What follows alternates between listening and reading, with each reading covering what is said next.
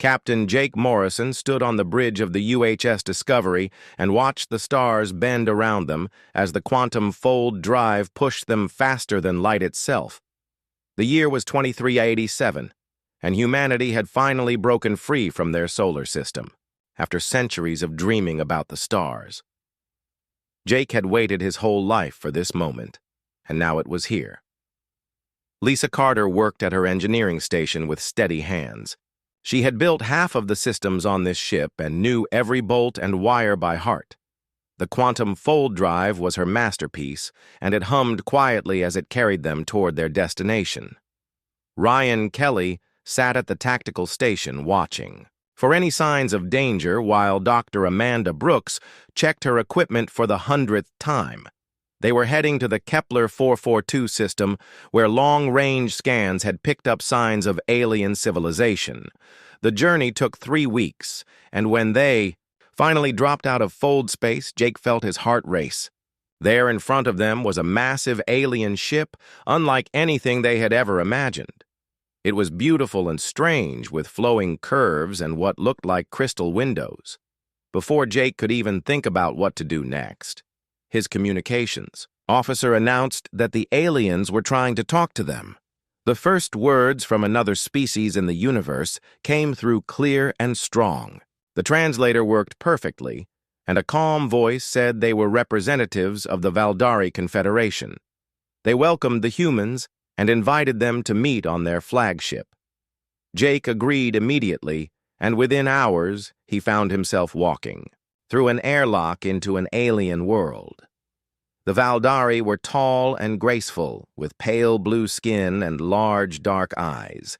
They moved like dancers and spoke in musical voices that the translator turned into perfect English.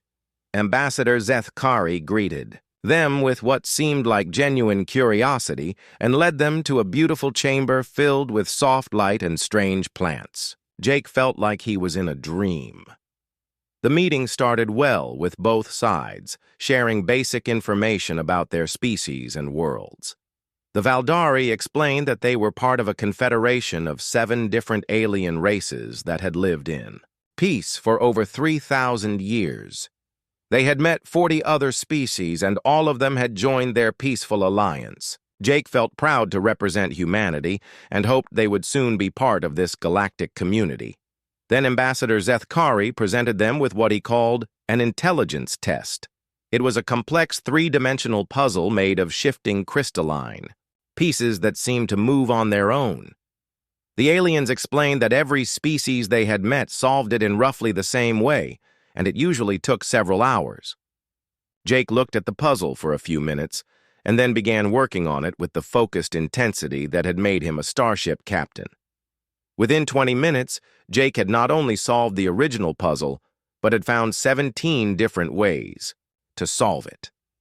3 of his solutions used methods that made the Valdari mathematicians whisper excitedly among themselves. When they asked him to explain his thinking, Jake shrugged and said it reminded him of video games he had played as a child. The aliens looked confused and slightly disturbed. The conversation moved to military matters, and Jake tried to be honest about human capabilities. When asked about warfare, Jake explained that humans had been fighting wars for their entire recorded history. He mentioned that they had weapons capable of destroying entire cities, and that every human child learned about famous battles and military strategies in school. The Valdari delegation grew very quiet. Trying to be helpful, Jake offered some suggestions for improving their ship defenses. He pointed out several weak points in their hull design and explained how simple modifications could increase their firepower by over 300%. As he spoke, the aliens began looking at each other with what seemed like fear in their large dark eyes. Ambassador Zethkari asked about human recreational activities, and Jake enthusiastically described sports like boxing and football, where humans deliberately tried to hurt each other for entertainment. He mentioned that humans enjoyed racing vehicles at deadly speeds and jumping out of aircraft with only cloth parachutes to save them. He talked about mountain climbing and deep sea diving and all the ways humans risked their lives for fun. The Meeting ended abruptly when one of the Valdari started making distressed sounds and had to be helped from the room. Ambassador Zethkari politely but firmly suggested that the humans should return to their ship while the Valdari processed what they had learned. Jake felt confused and disappointed as they were escorted back to the Discovery, as soon as the human ship was gone. Emergency Protocol. 7 was activated across the Valdari network for the first time in 3,000 years. The classification was simple and terrifying. Species classification extreme caution, potential category 5 threat. Jake. Morrison had no idea that his friendly first contact meeting had just marked humanity as the most dangerous species the galaxy had ever encountered. Word traveled fast through the galactic communication networks, and within days, every major civilization knew about the humans. The Valdari had shared their findings with the Hegemony Council, which represented 43 different species across known space. Dr. Elena Rodriguez joined the Discovery crew as their new cultural liaison, but she could not understand why every species they encountered seemed afraid of them. Their second contact came 3 months later when they met the Chitauri hive minds. The Chitauri were insect-like creatures with multiple arms and compound eyes who lived in vast underground cities. They were known throughout the galaxy as peaceful philosophers who spent their time studying mathematics and poetry. The meeting took place on a neutral space station, and at first, everything seemed to go well. The Chitauri Queen was curious about human culture and asked many questions about how humans lived and worked together. Dr. Rodriguez tried to explain human society while Chief Security Officer Danny Wright demonstrated some basic human skills using holographic projectors. The problem started when the Queen asked about human hunting techniques. Danny thought this was a simple request and activated a holographic simulation that showed how early humans had hunted large animals on Earth. He explained persistence hunting, where humans would track an animal for days across vast distances. The simulation showed a human following an antelope across African plains under the blazing sun, never stopping, never giving up until the animal collapsed from exhaustion. The Chitauri Queen watched in growing horror as the simulation played out. Her compound eyes grew wide, and her multiple arms began shaking as Danny explained how humans could run for hours without stopping, and how they used their intelligence to predict where the animal would go next. When Danny mentioned that humans often worked in teams to surround their prey, the Queen made a sound like breaking glass. "You hunt by psychological torture." The Chitauri translator managed to communicate before the entire delegation fled from the room. Danny stood there confused while Dr. Rodriguez tried to figure out what had gone wrong. Later, they learned that no other species in the galaxy hunted by exhausting their prey. Most predators used speed or strength or venom, but none had ever thought of simply refusing to give up until their target died of fatigue. The situation got much worse 2 weeks later when the Discovery encountered a Zilani research station under attack by space pirates. The Zilani were peaceful scholars who studied ancient history and had no weapons or military training. Their distress call reached the Discovery just as 3 pirate ships were preparing to board their station. Captain. Morrison ordered an immediate rescue mission without hesitation. The Discovery was not a warship, but it had defensive systems and a crew trained for emergencies. Within 12 minutes, the human crew had disabled all 3 pirate vessels using tactics that horrified the Zilani almost as much as the pirates themselves. Lieutenant Sophie Barnes led a boarding party onto the pirate flagship, and what happened next became legendary throughout the galaxy. The pirates were experienced fighters who had raided dozens of worlds, but they had never faced anything like humans in combat. Barnes and her team did not just fight the pirates, they seemed to read their minds. Every move the pirates made was predicted and countered. The humans set traps in corridors and used psychological warfare that broke the pirates' will to fight. When cornered, the pirates expected the humans to either kill them or take them prisoner, but instead the humans did something far more terrifying. They convinced the pirates to surrender by making them believe that resistance was not just hopeless, but pointless. After the fight, Barnes was asked how she had developed such effective combat techniques. She explained that most of what she used came from games she had played as a child like hide and seek and capture the flag. The idea that humans turned childhood entertainment into military tactics disturbed the Zalani witnesses deeply. The pirate. Captain was a veteran of hundreds of raids across dozens of worlds, but he had never encountered anything like the human boarding party. In his statement to galactic authorities, he said that the humans fought like they enjoyed it. He described how they seemed to find the combat entertaining rather than stressful, and how they adapted their tactics in real time as the situation changed. The Zalani survivors were grateful for the rescue, but their official report to the Galactic Council included phrases that would haunt humanity for years to come. They described the humans as persistent predators who appeared to view violence as a form of recreation. The report noted that humans seemed capable of turning any situation into a tactical advantage, and that they appeared to enjoy overcoming challenges rather than avoiding them. News of the rescue spread quickly through galactic networks, but instead of earning humanity respect, it only increased their fearsome reputation. 3 more species immediately implemented Emergency Protocol 7 and began developing contingency plans for potential human contact. The galaxy was learning that humans did not just fight when necessary, they seemed to approach every problem, as if it were a battle to be won. Dr. Rodriguez filed her own report, trying to explain that humans were not naturally violent, but her words were lost in the growing fear. She pointed out that the crew had risked their own lives to save complete strangers, and that they had shown mercy to the defeated pirates.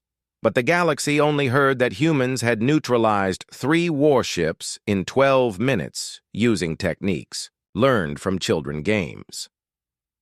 The Discovery continued its mission of exploration and contact, but now every species they encountered had already heard the stories. Humanity had become known as the galaxy's most dangerous species before they had even met a dozen alien races. 6 months after first contact, humanity established its first permanent embassy on the neutral world of Nexus Prime. Ambassador Christine Hayes led the diplomatic mission with Marine Colonel Frank Miller, providing security for the compound. They quickly discovered that humans had developed a reputation as the galaxy's most dangerous species, and most aliens were terrified to be in the same room with them. The embassy building was designed to accommodate multiple species, but the human section remained mostly empty because other diplomats refused to visit. Christine tried to organize cultural exchanges and scientific conferences, but attendance was always low. The few aliens who did attend seemed nervous and kept their distance from the human staff. The source of this fear became clearer when Dr. Kevin Lewis participated in a routine problem-solving exercise with representatives from 12 different species. The Galactic Council had organized these sessions to promote cooperation and understanding between different civilizations. The challenge involved adapting to a sudden environmental crisis using only basic supplies. When the simulation began, most species either panicked or followed established emergency protocols that they had learned through centuries of careful planning.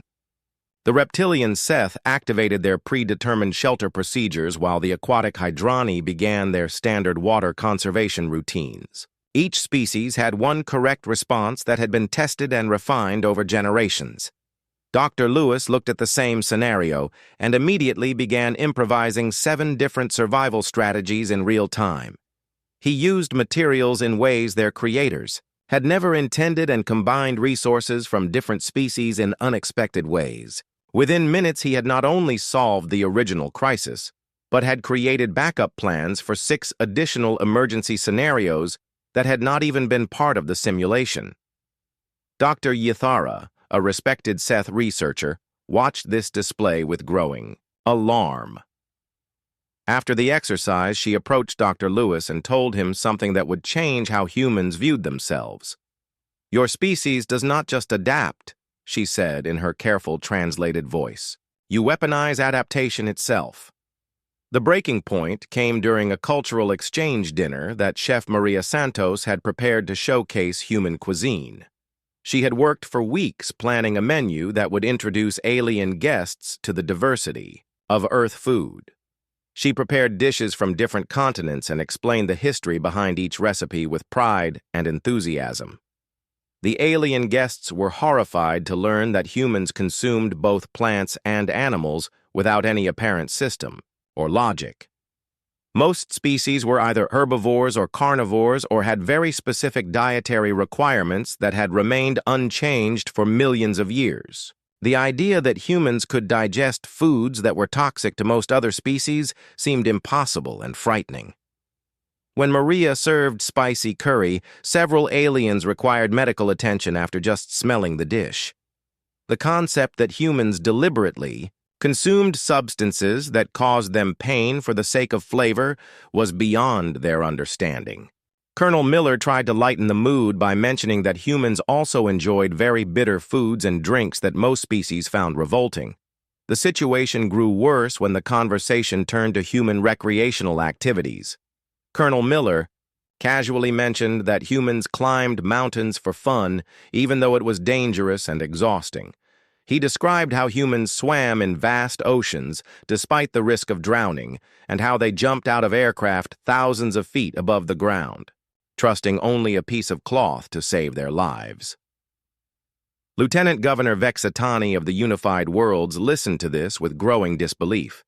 Her people had spent thousands of years eliminating risk from their society and could not understand why any species would seek out danger voluntarily.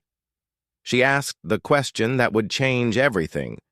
What do you do when you are actually trying to be dangerous? The dinner ended with half the guests filing incident reports and requesting enhanced security protocols for future human interactions. Several species sent formal complaints to their governments demanding that humans be classified as a hazardous species, requiring special handling procedures. Meanwhile, on Earth, President Helen Walker received the first formal diplomatic protests from alien governments. The complaints were all similar and deeply disturbing. Multiple species were requesting that humanity be contained within their own solar system until they could prove they were not a threat to galactic civilization. Ambassador Hayes tried to organize meetings to address these concerns, but most species refused to send representatives. Those who did agree to meet insisted on conducting negotiations through remote communication from heavily shielded facilities. The galaxy was treating humanity like a plague that might spread if not properly contained. Dr. Lewis filed a detailed report trying to explain human behavior in terms that other species might understand. He pointed out that human adaptability and risk-taking had allowed them to survive on a planet that regularly tried to kill its inhabitants. He explained that what seemed like dangerous recklessness to other species was actually carefully calculated risk management that had evolved over millions of years. His report was read by scientists across the galaxy, but instead of reducing fear, it only made things worse. The idea that humans had evolved to find danger entertaining was more terrifying than simple aggression. Other species could understand violence that served a purpose, but the concept of voluntary risk-taking for pleasure was completely alien to their experience. The embassy on Nexus Prime became an isolated outpost, where human diplomats tried to convince a fearful galaxy that they were not the monsters their reputation suggested. But every attempt at peaceful contact only seemed to provide more evidence that humans were fundamentally different from every other species in ways that made them uniquely terrifying. The galactic community fear of humans reached new heights when xenogeologist Dr. Peter Clark published his routine survey of Earth environmental conditions. The report was meant to be a simple planetary classification document that would help other species understand human origins. Instead, it became the most downloaded and discussed scientific paper in galactic history. Earth received a classification level 12, which meant it was officially designated as a death world. No other inhabited planet in the known galaxy had ever rated above level 7. The report detailed a world where weather systems could kill millions of creatures in minutes, where massive earthquakes regularly destroyed entire regions, and where the very atmosphere had once been toxic to most forms of life. Dr. Clark explained how Earth had been struck by asteroids large enough to eliminate most living species, and how life had not only survived, but had actually changed the planet's atmosphere to make it more suitable for complex organisms. The report described ice ages that lasted thousands of years, volcanic eruptions that blocked out the sun for decades, and ocean currents that could shift entire climate patterns without warning. The galaxy reacted with shock and disbelief. Most inhabited worlds were stable and predictable places where environmental conditions remained the same for millions of years. The idea that any species could evolve on a world that actively tried to kill its inhabitants seemed impossible. Several prominent scientists demanded verification of the data because they could not believe such a planet could exist. Captain Susan Torres of the UHS Endeavour found herself assigned to escort a team of Valdari scientists who wanted to study a typical human colony world. The scientists had requested to observe how humans terraformed hostile environments to make them suitable for life. They expected to find evidence of massive engineering projects and environmental modification systems. Instead, they discovered that humans had deliberately chosen to colonize New Montana specifically because of its harsh conditions. The planet featured extreme weather patterns, dangerous wildlife, and an environment that killed unprepared visitors within hours. The human colonists had not tried to change the world to suit their needs. They had adapted themselves to thrive in the hostile environment. Dr. Nancy Green proudly gave the alien visitors a tour of the colony and explained how the settlers had learned to farm in acid rain and build cities that could withstand massive storms. She showed them the underground shelter systems that protected families during tornado season and the early warning networks that tracked deadly weather patterns across the continent. When the Valdari scientists saw children playing outside during a lightning storm that would have been considered a major natural disaster on their homeworld, 3 of them required immediate medical attention for acute stress disorders. The idea that humans allowed their young to be exposed to such dangers was beyond their ability to comprehend. The final shock came when 8-year-old Billy Henderson eagerly showed the alien visitors his pet collection. He had a Terran rattlesnake, whose venom could kill a grown human in minutes, a giant centipede with claws sharp enough to cut metal, and what he called his friendly tarantula whose bite caused excruciating pain. Billy handled these creatures with casual confidence and seemed genuinely confused when the aliens backed away in terror. When asked why humans kept such dangerous animals as companions, Billy explained that they were not really dangerous once you understood them. He demonstrated how to safely handle the rattlesnake and pointed out that the centipede was actually very gentle if you approached it correctly. The Valdari scientists watched in horror as a human child casually interacted with creatures that could easily kill him. Dr. Green tried to calm the visitors by explaining that keeping dangerous pets was actually educational for human children. She said it taught them respect for nature and helped them develop the careful observation skills they would need as adults. The concept that humans used deadly creatures as teaching tools only increased the aliens' fear and confusion. The Valdari research team final report was submitted to the Galactic Council with the highest possible security classification. The conclusions were simple and terrifying. Humans do not inhabit a death world. They are the reason it is a death world. Their presence makes any environment more dangerous than it would be naturally. The report explained that humans did not simply survive in hostile environments, they actively sought out challenges and used them to make themselves stronger. The scientists noted that human children were deliberately exposed to dangers that would kill young aliens, and that this was considered normal and healthy by human standards. Within days of the report's release, Emergency Protocol 7 was implemented by 15 additional species. The Galactic Council began drafting the first-ever dangerous species containment protocols specifically designed to limit human expansion into space. Several species announced that they would consider any human presence in their territory to be an act of war. President Walker received formal requests from dozens of alien governments asking humanity to remain within their own solar system until they could prove they were not a threat to galactic civilization. The requests were polite, but the underlying message was clear. The galaxy was united in its fear of humanity and would take whatever steps were necessary to protect themselves. Dr. Clark tried to explain that his report had been misunderstood and that humans were not inherently dangerous, but his words fell on deaf ears. The galaxy had made up its mind about humanity, and no amount of explanation could change their perception. Earth had been classified as a death world, and its inhabitants were seen as living weapons that posed an existential threat to peaceful civilization. 2 years after first contact, the situation reached a crisis point when the UHS Defiance, commanded by Captain Alex Turner, responded to a desperate distress call from the peaceful Ethereal Collective. The message was brief, but terrifying. Unknown. Alien forces had invaded their home system and were systematically destroying their crystal cities while enslaving the survivors. The Ethereal Collective was known throughout the galaxy as the most peaceful species ever discovered. They were energy beings who lived in beautiful crystalline structures and spent their time creating art and music that could move other species to tears. They had no military and no weapons because they had never needed them in their 1,000 years of galactic citizenship.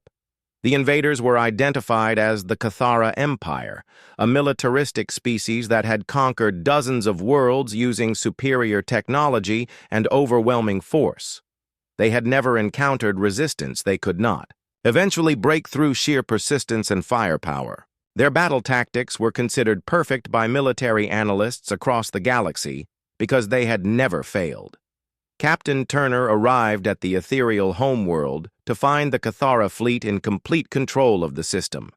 30 massive warships surrounded the planet while smaller vessels hunted down fleeing refugees. The situation appeared hopeless because the Defiance was just one ship against an entire armada that had defeated every force sent against it.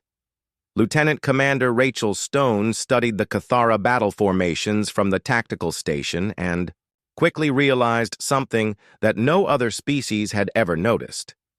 The Cathara relied entirely on technological superiority and standardized tactics that had been refined over centuries of successful conquest.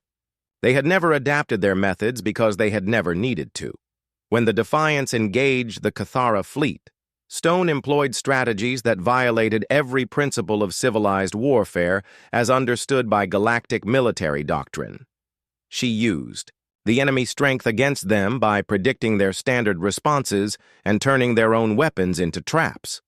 She employed psychological tactics that caused Cathara commanders to make critical errors based on false assumptions about human capabilities. The battle turning point came when engineer Gary Thompson made a suggestion that horrified even the human crew. Their ship had taken heavy damage and conventional weapons were having little effect against Cathara shields. Thompson proposed using their damaged vessel as a kinetic weapon by deliberately ramming it into the Cathara flagship while the crew escaped in emergency pods. The tactic succeeded beyond all expectations. The sight of humans willing to destroy their own ship to defeat an enemy was so shocking that several Cathara commanders froze in disbelief. The psychological impact of the ramming attack caused a chain reaction of confusion and fear throughout the Cathara fleet that allowed the Defiance crew to exploit weaknesses they had created through pure audacity. Cathara Admiral Vorthok was captured when his command ship was disabled by debris from the ramming attack. His interrogation revealed the source of universal fear that humanity had unknowingly inspired throughout the galaxy. "Your species fights without honor, without rules, without sanity," he told Captain Turner through the translation system.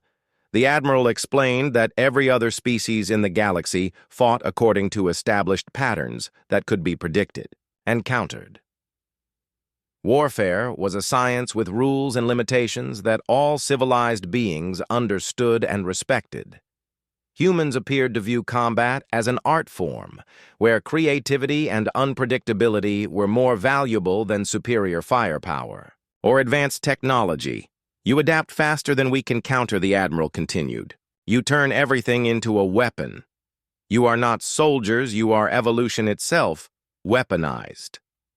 The Cathara had never encountered a species that seemed to enjoy the challenge of impossible odds, or that could improvise effective tactics in real time, during actual combat.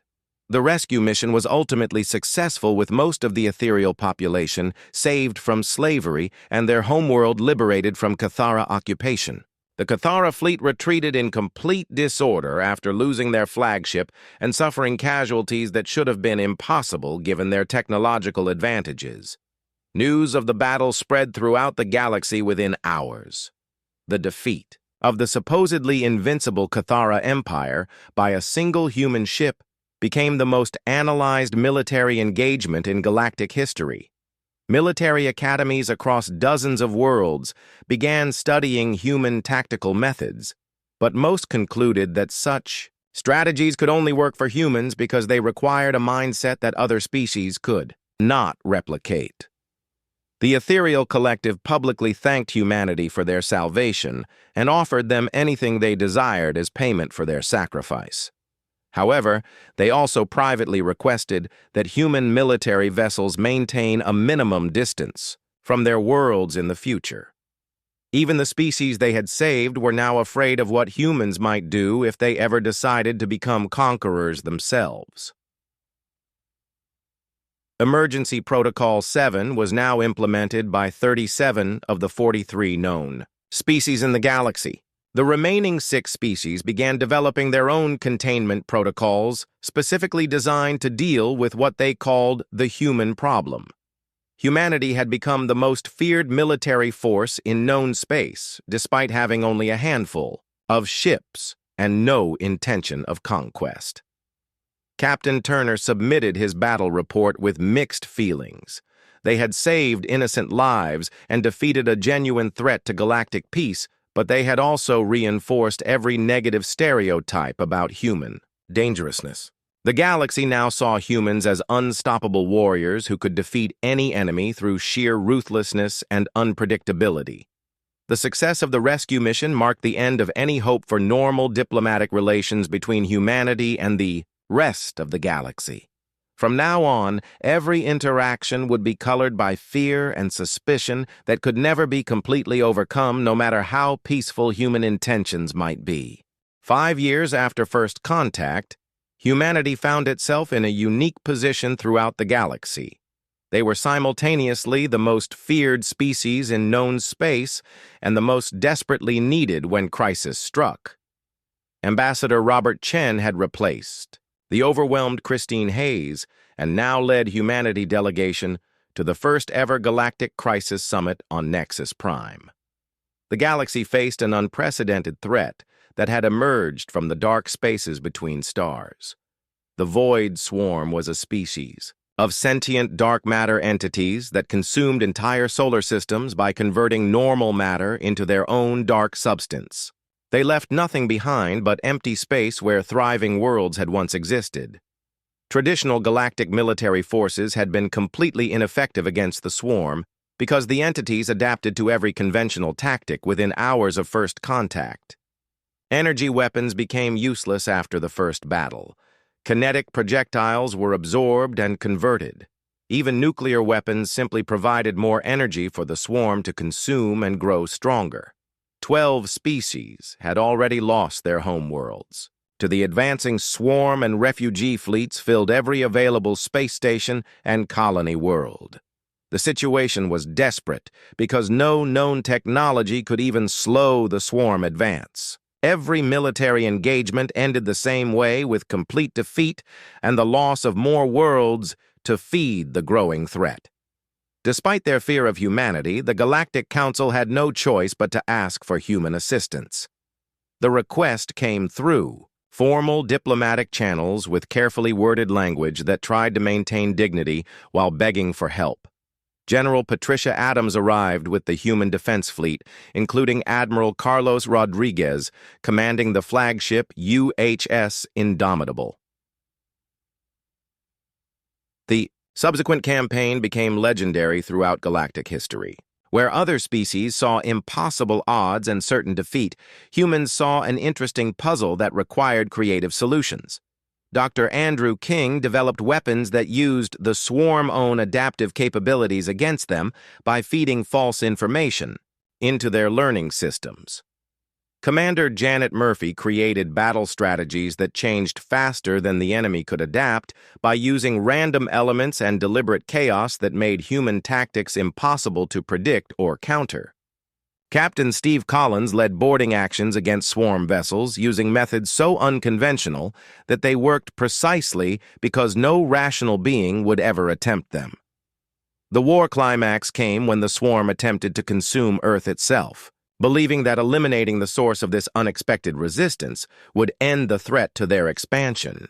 They had studied human tactics for months and developed what they believed were perfect counters to every strategy humans had employed. Instead, they encountered a world where every human became a guerrilla fighter, and the planet itself had been turned into a massive weapons system. The swarm found that Earth was not just defended by human military forces, but by billions of civilians who had been preparing for this moment their entire lives. Every city had become a fortress, and every citizen was ready to fight. The final battle took place in Earth orbit and across the planet's surface simultaneously. Humans used tactics that had never been seen before in galactic warfare, including turning their own cities into kinetic weapons and using the planet gravity well to trap swarm entities in impossible situations. Children fought alongside adults, using strategies learned from video games and sports. The swarm final transmission was intercepted by Dr. Lisa Park and decoded using techniques that combined human intuition with alien technology. The message read simply, "Error cannot process retreating," from Paradox Species. The entities had encountered something their million-year-old intelligence could not understand or adapt to, and had chosen to flee rather than risk further contact. In the aftermath of victory, humanity negotiated the Treaty of Terran Accords with the grateful but still terrified galactic community. Humans agreed to limit their expansion into space and to serve as the galaxy crisis response specialists when conventional methods failed. Other species provided resources and research support for human operations. The arrangement worked because both sides understood a fundamental truth that could never be spoken aloud. Humans were exactly as dangerous as their reputation suggested, but they were humanity danger to wield against threats that endangered everyone. The galaxy had learned to fear humans, but they had also learned that sometimes fear was the only thing, standing between civilization and destruction. Captain Jake Morrison, now promoted to Admiral, received his new assignment to establish the Human Crisis Response Academy on Nexus Prime. As he reviewed applications from young humans eager to explore the stars and defend the galaxy, he smiled at the irony of their situation. They had set out to make friends among the stars and instead had become the galaxy-reluctant guardians. The final scene showed alien cadets in their first survival training course, led by instructor Carol Hughes, learning the most important lesson in the new galactic curriculum. "Think like a human," she told them as they struggled with problems that required creative solutions rather than established procedures. The lesson was terrifying and necessary because the galaxy had learned that sometimes the only way to defeat chaos was to embrace it. The stars themselves seemed to shudder at the implications of what they had created, but they shone a little brighter, knowing that somewhere in the darkness humans were watching and waiting, ready to face whatever nightmares might emerge from the void between worlds.